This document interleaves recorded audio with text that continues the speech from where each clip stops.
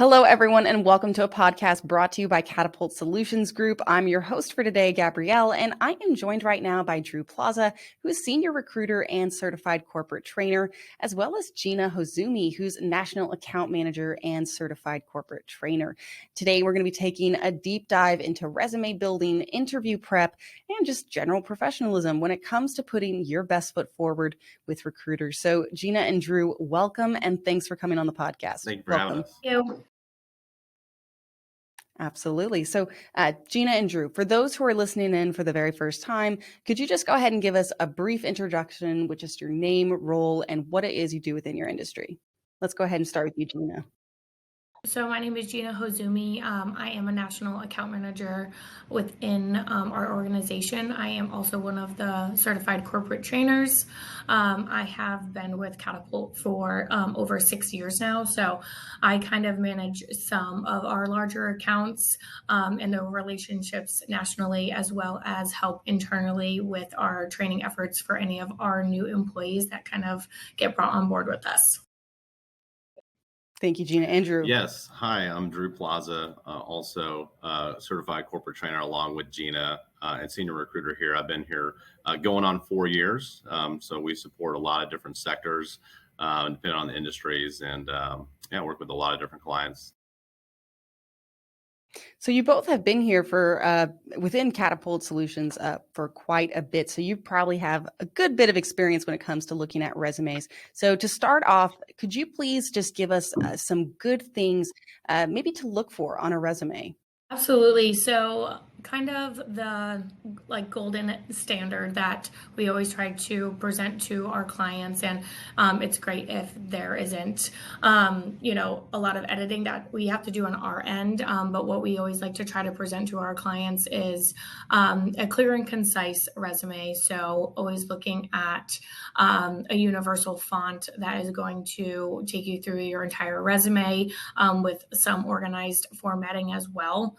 I definitely recommend bullet points over a paragraph type of format because it's just easier to read and it makes it a little bit more organized and, like I said, clear and concise. And then always, if it's applicable, to include some quantitative data around, metrics that you may have achieved when talking about what you do on a day-to-day basis. Never assume that whoever is going to be reading the resume will know what you are doing on a day-to-day, even if it's pretty standard on maybe the type of role that you are in, because each and every role can be a little bit different. So being just as descriptive as you can. And like I said, if you're able to add those quantitative metrics in there, such as, completing this project resulted in a increase of our ROI by a certain amount of percent, to kind of show what the impact it had on the organization, is definitely great information that kind of brings a resume out. If I notice a lot of effort is put into the resume, kind of just shows a little bit more information on what the candidate is, maybe that they are a little bit more passionate, but truly that they were very involved in what they were doing in their opportunity. And Drew, what makes a resume stand out to you? Yeah, I mean, I couldn't agree more. I know we kind of talked about this beforehand on the metrics and having that data jump out. I mean, the best comparison is really like if you were to hire somebody to do a job, on your house, and, there was certain things that you needed fixed, and you got a resume that didn't say any of those things on it, even though they may have done it. You really want to have that resume, have that information on there, have the projects that they've supported, having that concise data, and being able to read it and think of yourself from the other person's point of view in their shoes. If you were to hire this person, why? If you look at, those aspects, I think when you're concise and you're able to put the highlights on there, and it's all relative, to the job and which job you're applying to. I think that's something to take into consideration as well. Oh, absolutely. And could you both give us just a better idea of maybe what goes into preparing for an interview? What are your best tips for that? In terms of preparing for, an interview, definitely work. If you are working with a staffing agency or somebody for this role, definitely picking their brain on one, if they have ever had somebody else interview with the managers that you will be interviewing for, kind of just really digging into what to kind of expect. Never assume that it's going to ever be the same interview that you have ever done in the past, to try to just gather as much information that you can about that specific opportunity. Maybe re-go over the job responsibilities of the role, especially if this is, a first round interview, so you can have some questions prepared for an interview. And always look up the company, even if it's a very known company that you think that you can speak off the top of your head with. It's always good to maybe check out any of their goals, their mission statement, any of the values that they might have on their company's website. I definitely always kind of give that pointer to look at maybe a company's value and be able to tie into your answers to things that really resonate with members of the organization already. I definitely think those are the most important tips personally for an interview. Great. So definitely couldn't agree more on the company research. Being able to know a little bit about the company. You want to make sure that you go and visit the company's page. If you don't go visit the company page, then do you really want the job? Because if you were to put yourself again in their shoes, if you don't know anything about the company, why would they really want you to work there if you didn't really take the time to, want to be able to go work there? So, and why this company is a good fit. So I can't tell you time and time again where people haven't done any research on the company. And that's definitely a pitfall. So you want to make sure that you do your company research as much as possible, and you don't have to know everything, but you want to know a little bit. Check out their news, anything that's happened recently, acquisitions or new technology they've invested in. And the most important thing I really think is preparing the day before. A lot of people will prepare the morning of, and that's not the best practice. You want to make sure that you kind of go the day before and go over your P's and Q's and make sure that you're able to understand what you're getting into, and then in the morning, a high level over to kind of refresh on. And what I tell people mostly is to shorthand some notes that you want to talk about. I'm always over the top on interview prep because you're preparing for a race to where you have competition, especially in today's market. So I think that with the shorthand notes, you can make a couple different shorthand notes on your background and things that you want to talk about. So if a conversation starts getting off into left field, that you make sure you bring yourself down to earth and continue to talk about the things that you wanted to talk about during the interview. Because a lot of people leave an interview and say, oh, I forgot to talk about X, Y, and Z. Well, if you have your notes with you, bring your notepad, bring your resume. Don't assume that they're going to have your resume. Bring a couple of copies with you with your notes when heading to the interview. Well, that is very excellent advice. So thank you both for sharing your insights when it comes to preparing for interviews. I also want to pick your brain about, just because we live in a very digital world, and that comes to resumes, jobs. So would you both be able to discuss just the way that technology is today and the way that when you build a resume and you have keywords built into it that can benefit you as it runs through these recruiter systems? And just as a follow-up to that, can you just tell us about applicant tracking systems and how candidates can help create ATS compliant resumes? Yeah. So in today's market, automation, artificial intelligence is built into so many different applications and software that's out there. So it is important. I mean, we're not, in the Stone Age to where we're looking at a pen and paper and looking at somebody's qualifications and matching up with a job description. You have computers that have algorithms that read a lot of that stuff. You have databases online and job boards and things like that they comb through the entire internet looking for potential matches for the job opportunity. And the same goes for you when you're looking and you're fishing for a new opportunity. If when you upload your resume, and actually start looking, it's going to come through the keywords that are in your resume. It's the same thing goes with our database, and we've invested in technology as well that does, look for those high level keywords that associate with a job responsibility. So that's the search engine optimization, very famously known as SEO. So SEO keywords, they really do add a lot of value, and it's not a one size fits all approach here. You're not going to just throw your resume out there and apply to every single job that's out there and expect that you're going to be an automatic fit. You may have to tailor your resume. You may have to add, keywords that are aligned with the job description. If it says that that they're looking for somebody with experience with this, and that's not on your resume, like Gina mentioned earlier, you can't assume that they're going to know that. So I think that is really important, is to take the extra time, edit the original Word file that you have. If you can't find it, there are free PDF converters out there that you can access and get your PDF back into a Word document. And we can always assist that here at Catapult Solutions and kind of point you in the right direction and guide you as well. Absolutely. And to kind of follow that, if you are working with an agency, always get some guidance from the agency on what they think that should be added to the resume. Maybe it is around the specific project that you might be coming in to help support.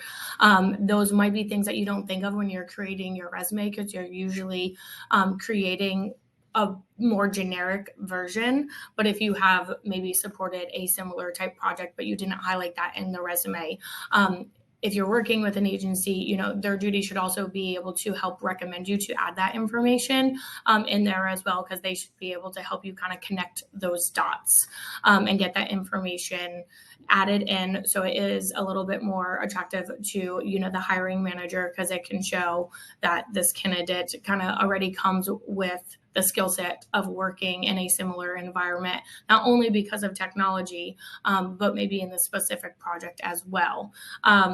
Adding in tools and technologies is great for, keyword searching, whether we are searching within a database of our own or in other databases as well. So it is definitely important to, instead of just saying used an automation tool to complete a task, maybe specifically listing out what that exact automation tool is, and if you use more than one, including that as well within the resume, because a lot of times people do just only search off of those keywords, so it can't read if it's not in there. So you definitely want to add those in, even if you've had only a slight exposure to it, and then just be able to go into detail when you speak to either the hiring manager or the agency about really what your involvement is with those tools.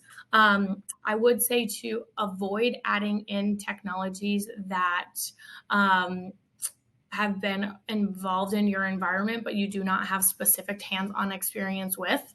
I know that we kind of have to work through those conversations very frequently of people putting in their resume tools that have been maybe with a team that they were working with, but they have no hands-on experience with that.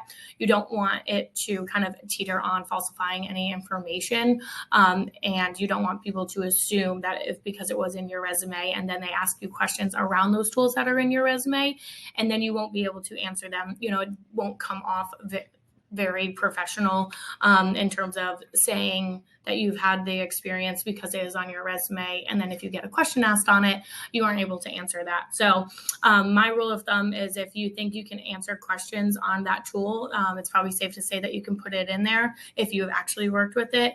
But if you're not comfortable asking questions around it, maybe leave it off of that resume, just because those questions can come.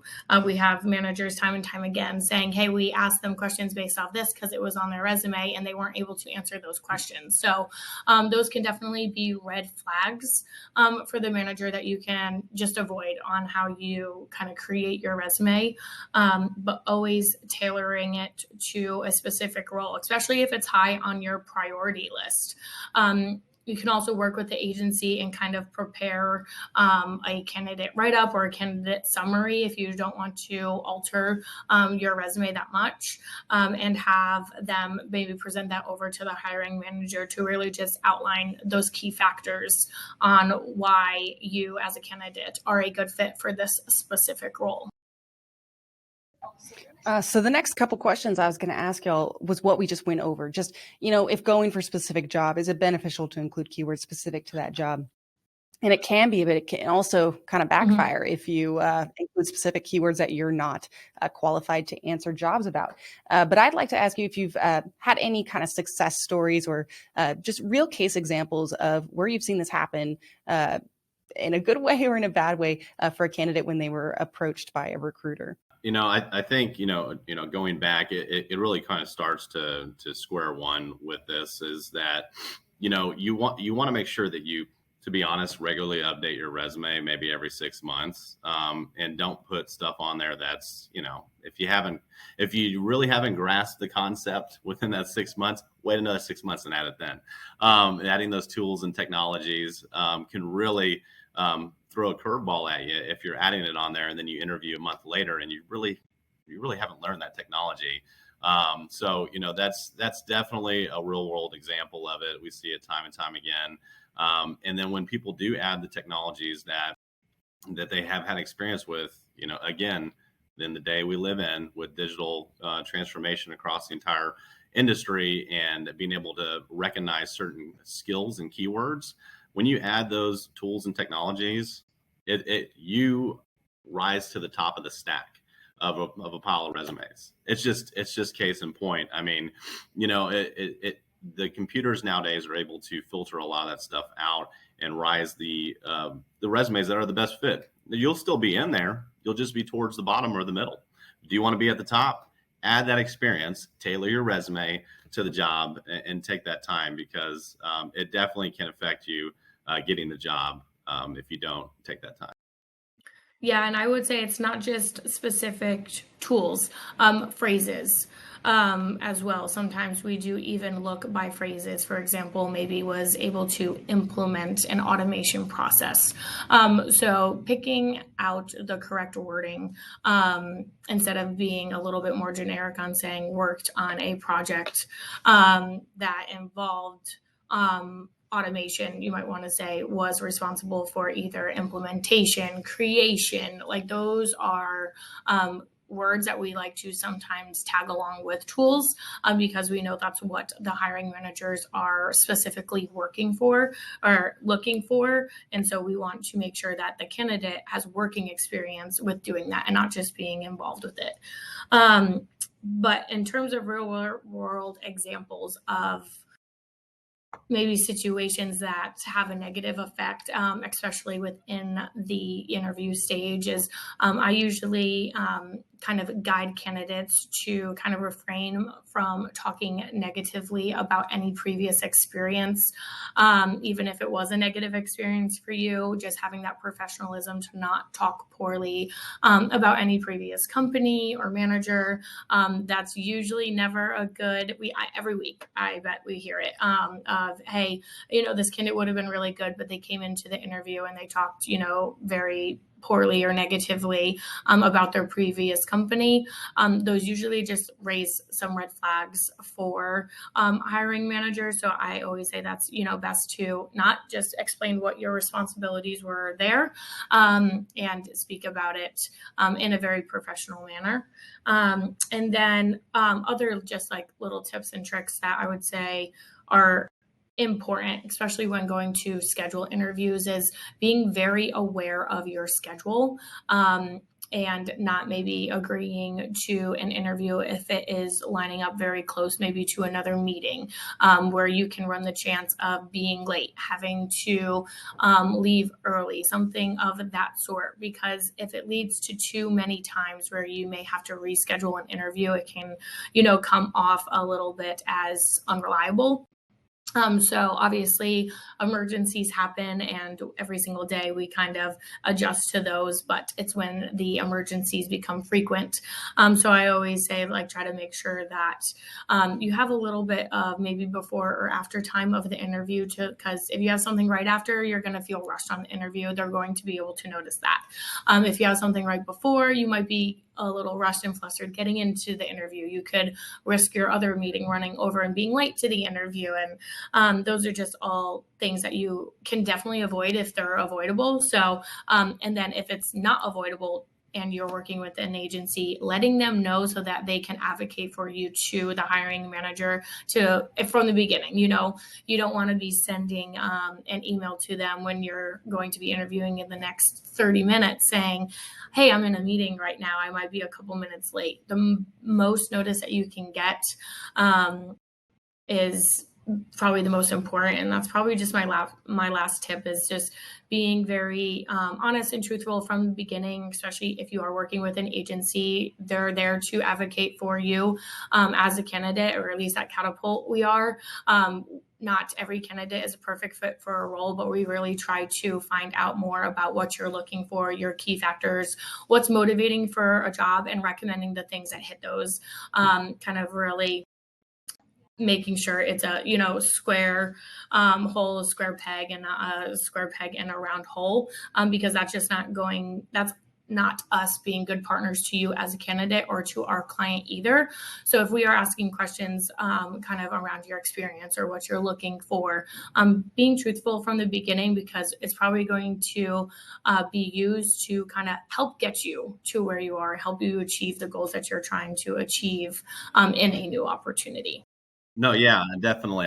She said a lot of great stuff, and I wanted to piggyback off of some of that, and I couldn't agree more with a lot of those things because, you want to be proactive, you want to plan ahead, and to be honest, that goes a lot further than you think for yourself and the employer, because if you do plan ahead, you give yourself that extra time. If it's been a long day, that gives you 30 minutes to get yourself ready. You're not rushing. You're not, your throat's not scratchy. You have time to get a drink of water, prepare yourself. If you come into an interview frazzled, the interviewer is going to know that you are rushing. Absolutely. So what does that kind of say about you at that point? So, and that's okay. We all have busy schedules. It's good to be proactive and plan ahead. So I think that goes a lot further than a lot of people think. And timing is everything. Like Gina said, we want to be a good partner here at Catapult Solutions Group to you, and make sure that it's going to be the right fit for you right now, because life is all about timing. And if it's the right time for you, then great. If not, if we need to circle back to where you have less on your plate and it's a better time for you to make a switch to a new role, then that's fine too. We value relationships here, and we want the best for our candidates, to make sure that they're taking the next step in their career. So one of the best tips that I can recommend is just planning ahead and going beyond. And those it's a two-part thing. So if you're answering questions in an interview, don't just answer the question, go beyond it. And have the shorthand notes beforehand of, yes, actually, I wanted to talk about this because this was in the job description and I have experience with this. I answered your question, but I want to tie the two together. So if you need to do that, if you need to make a shorthand notes, I definitely suggest that. You don't have to write, a paragraph out and try to read from a piece of paper while you're in the interview. That's not going to fly very well. But if you could shorthand some notes and the high level overview of yourself and why you think you're a good fit for the role, tie that into the job responsibilities, like, hey, I have experience with X, Y, and Z, to answer your questions. And I know that I did read that in the job description, and kind of what you guys do here on the team. And I'm really interested in joining this company. I read a lot about the company. I'm really excited to learn more. I mean, that's a great answer at that point. I'm like, I want to hire this person because they've done their research, they have the job experience, and they've tied it all together in a bow for me. So just prepare, plan ahead, and go the extra mile. And that's my best advice. Yeah, clients can definitely tell when people are kind of taking, it seriously. Some interviews require some work to be done before. Maybe, hey, can you put together a couple of slides of some projects that you have supported in the past? Taking the time to put together correct information, presentable information is much better than somebody who you can tell rush that. It's just like when we were back in school, you can always tell the people who kind of put it together the night before, or the people who kind of really took the time to put their efforts in, if it is a required pre-interview documentation. We do see that a lot. We've seen that help shorten interview processes where, hey, we'll do this in a one round, but if you can kind of come prepared with this information, they use that to try to help kind of speed up the interview and also see how you can talk about yourself and your experience. So always take pre-work very serious as well. We offer a couple of different tips on like different types of interview tactics, such as like following the STAR method when answering interview questions. That's something that we definitely go over with candidates. Some clients specifically like that method to be followed when answering interview questions. So if we know that about our client, we definitely make those recommendations as well.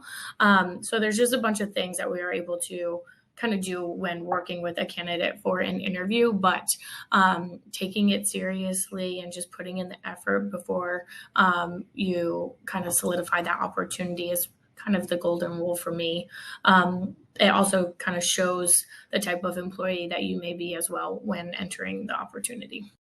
And we're here to help. Here at Catapult Solutions, when you partner with us, you do have a partner in us as far as being a resource to you and being your advocate through the process. So if we need to help guide you and coach you, I mean, that's what we're here for. We're professionals at what we do, and we want the best for our candidates. We're not going to sugarcoat anything. We're not going to set you up for a situation that's not going to be a good fit. We are going to ask you a lot of those questions on the front end. And then through the process, we're going to hold your hand through the process as much as possible. And at the end of the day, as Gina mentioned earlier, you want to be yourself. You don't want to be somebody you're not. If it's not a good fit, don't lie to yourself. Don't lie to anybody else. Don't move forward. Be honest and transparent. Honesty, you want to be honest, but also just make sure you don't get off into left field and bring yourself back down to earth and talk about what you want to. So stay focused. Well, thank you both so much for sharing just a lot of the little things that really affect candidates getting a job. Just that little bit of extra effort comes through, and it's very obvious to the recruiter. Well, that closes up the conversation for today. So thank you, Gina and Drew, for joining us on the podcast today to talk about resume building, interview prep, and professionalism when it comes to putting your best foot forward with recruiters. It was great to have you on the podcast. Awesome. Thank you. Thank you for having us. Of course. And as always, if you want to learn more, please visit catapultsg.com and look for this podcast wherever it is you get your podcasts at. Thanks for tuning in.